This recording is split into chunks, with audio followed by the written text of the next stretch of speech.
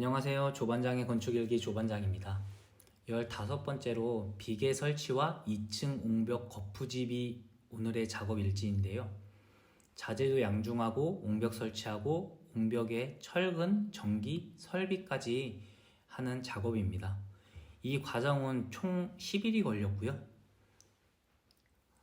보통 장비가 들어오는 날, 크레인이 들어오는 날이나 굴삭기가 들어오는 날에는 미리 목수 팀장이나 비계 팀장 또는 형틀 목수들에게 작업 지시를 미리 해놔야 됩니다. 지금 오늘은 옹벽 설치가 있기 때문에 미리 벽면을 만들어 놓고 크레인으로 떠서 작업할 예정인데요. 이날 촉박했던 게 비계 설치도 같이 있었습니다. 비계가 같이 설치하다 보니 비계를 설치하는 과정에 옹벽을 설치를 하니 두 개의 공정이 겹쳐서 결국에 나중에는 비계 팀장과 형틀 팀장이 싸우는 상황까지 갔고요. 현장에서는 각각 팀들마다 공정이 겹치는 걸 굉장히 싫어합니다. 그렇기 때문에 웬만하면 공정이 안 겹치게끔 교통정리를 잘 해주셔야 되고요. 이날은 25톤 크레인을 불렀고요. 가격은 80만 원이었는데 현금으로 들여서 70만 원에 작업을 했고요.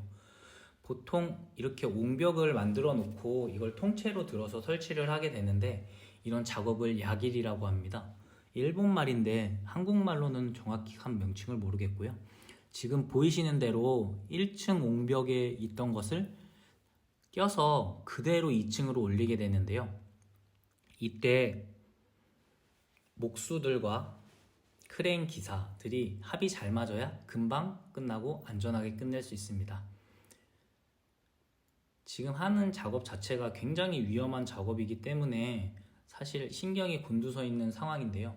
이때도 비계 하시는 분들은 다 안전모를 쓰는데 이 형틀 목수들은 아무리 안전모를 쓰라고 해도 말을 듣지 않습니다.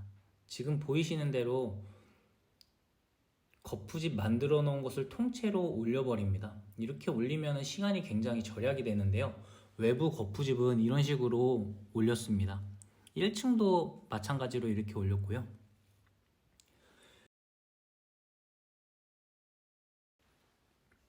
이런 작업들을 해서 1층과 똑같이 각 파이프나 비계 파이프로 받쳐 놓고요. 그리고 하나씩 연결해 나갑니다. 이렇게 연결하다 보면 이렇게 보이고요. 물론 수평 수직이 맞지 않은 상황이기 때문에 서로 타이핀이나 십자 조인트로 연결만 해놓은 상황이고요. 이렇게 잡아놓고 나중에 다시 단단하게 잡아주는 것을 설치합니다. 타설 불량이 제일 심하게 난 부분이고요. 저 부분은 나중에 미장으로 채워 넣어야 합니다. 비계 설치를 같이 하다 보니까 이날 너무 정신이 없었는데요. 사실은 비계 설치가 완성이 된 다음에 옹벽 설치를 하고 자재도 올리고 했어야 되는데 그 작업이 안 되다 보니까 동시에 진행이 됐습니다.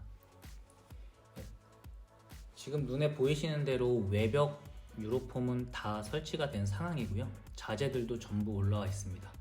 철근, 유로폼, 각종 부자재 등을 다 올려놓은 상황이고요. 이렇게 하면 첫째 날이 끝나는데 비계 설치는 다음 날까지 이어졌고 형틀 목수들도 이렇게 1차로 설치를 해놓고 그 다음 날 와서 외부의 십자 조인트와 각 파이프로 매주는 작업을 하게 됩니다. 그 다음에 철근이 들어와서 이렇게 철근 설치를 하게 되는데요. 철근은 내부에 먼저 설치가 되기 때문에 내부 벽에 아무것도 없거나 이렇게 창문 크기가 큰 경우에는 철근이 처지는 현상이 발생하게 됩니다. 그럴 때는 현장에 있는 파이프나 아니면 폼을 사용해서 이렇게 받쳐놓고 매주기도 하고요. 결국에는 형틀 목수들이 유로폼을 대줘야 철근을 고정시킬 수 있기 때문에 지금 당장은 흐느적거리는 철근이 있어도 어쩔 수 없습니다. 그 사이에 저는 설비를 옹벽에 넣는 작업, 전기를 연결해서 넣는 작업들을 하였고요. 이때는 눈이 조금 와서 시간적인 여유가 있어서 4일에 걸쳐서 혼자서 전기, 설비 작업을 마무리했습니다. 보시다시피 목욕탕이나 화장실은 각각 따로 설비선이 들어가서 굉장히 복잡하게 작업이 됐고요. 세탁실도 마찬가지입니다. 이렇게 철근 작업을 해놓으면 제가 전기와 설계 작업을 하고 그 다음에 형틀 목수가 와서 내부 폼을 댑니다.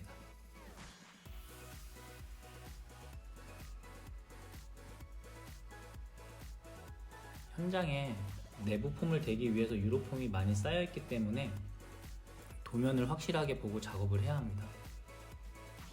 베란다로 나가는 문도 이렇게 만들어 놓고요.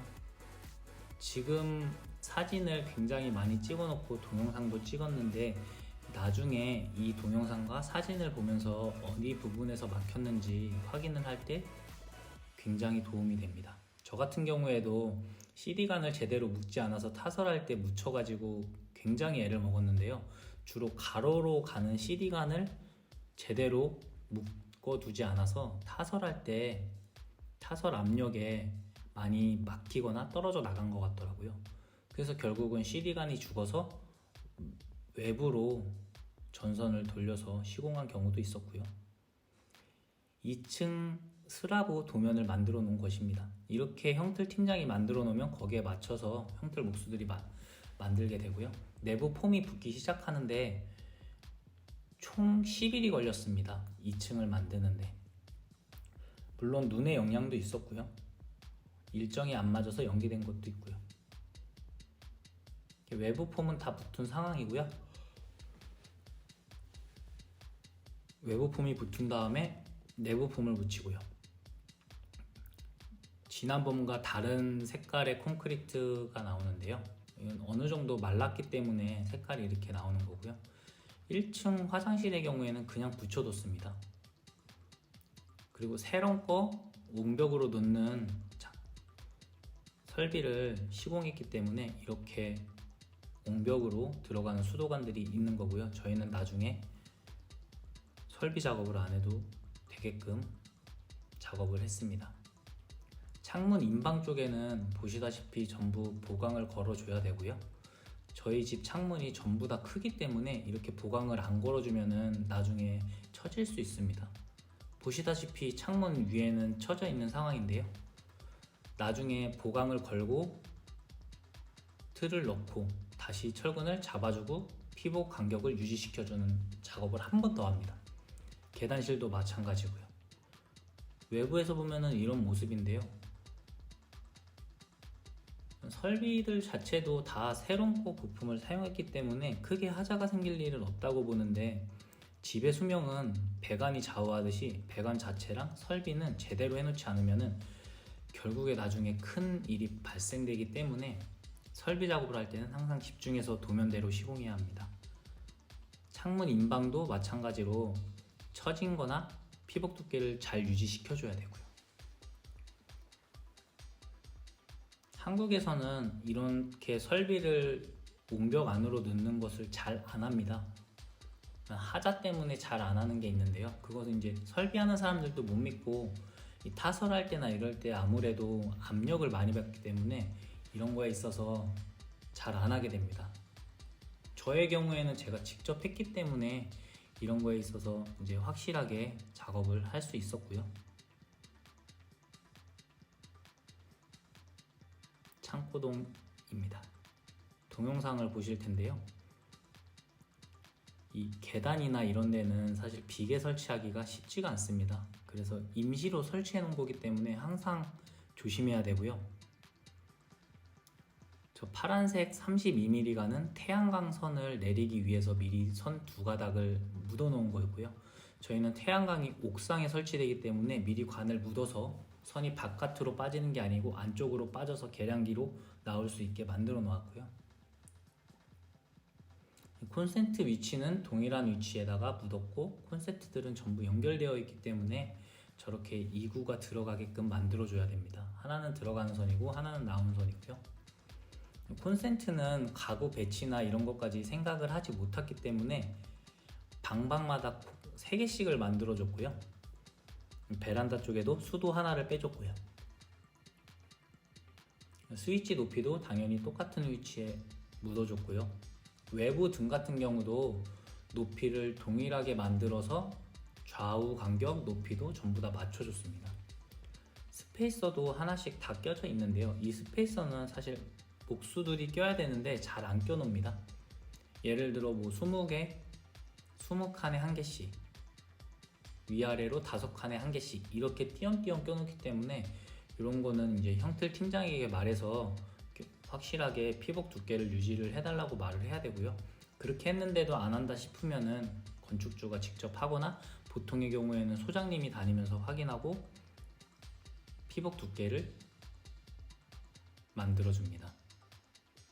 도너 스페이스 같은 경우에는 뭐 3cm짜리, 1.5cm짜리, 2cm짜리 다양하게 있기 때문에 벽 두께에 따라 결정되니까 그런 부분들은 이제 형틀 목수나 소장님한테 의논해서 이제 만들면 되고요.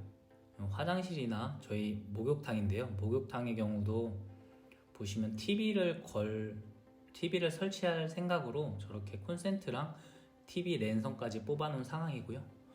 창문이 1m 또는 1.5m만 돼도 두께가 2중창, 3중창이 들어가기 때문에 무게가 상당합니다. 그래서 인방에는 최소 2개, 많게는 8개까지 걸어줬고요. 이 부분은 설비 벤트 부분을 만들어 놓은 거고요. 세탁실도 마찬가지로 배관을 총 4개를 빼고 설비도 2개를 빼놨습니다. 보통 건조기, 세탁기가 세트로 들어가기 때문에 그렇게 뽑아 놓은 것이고요. 창문 인방마다 보강이 걸려있는 걸 볼 수 있고요. 사실 2층에서 CD관 하나가 묻혀서 굉장히 힘들었는데 이 영상을 보고 찾을 수 있었습니다. 계단실도 폼이 다 지금 붙은 상황이고요. 이거는 다음날 찍은 영상인데 계단실도 보시다시피 만들어지면서 동바리도 올라가고 점점 좁아집니다. 계단실은 저희가 폭 자체가 1.2m, 총 폭이 2.4m가 되기 때문에 일반적인 주택 계단치고는 상당히 넓은 편인데요. 저희 집은 물건, 가구, 세탁기, 건조기 등등 창문으로 넣을 수 없기 때문에 계단실을 넓게 뽑아서 계단으로 옮길 생각으로 넓게 뽑은 거고요.